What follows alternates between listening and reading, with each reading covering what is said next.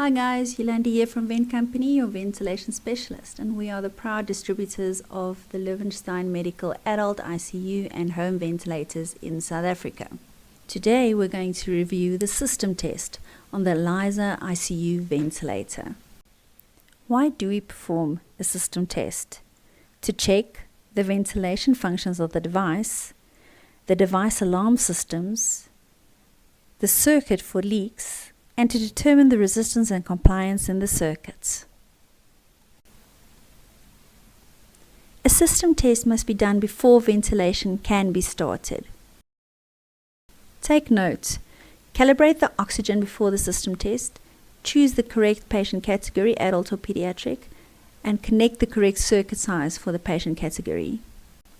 Let's see how it's done. You will switch on your machine and it will go through the startup test. You will see this black screen. The first arrow will show where you wish to do the oxygen cell calibration. The second arrow will show where you choose your patient category. On the screen, you will see the Start System Test button. You will press it and confirm at the green button. You will also have to block the Y connector. The system test duration is 55 seconds. You will hear some clanging noises. That is the machine checking the inspiratory valve, the expiratory valve, and the flow sensor.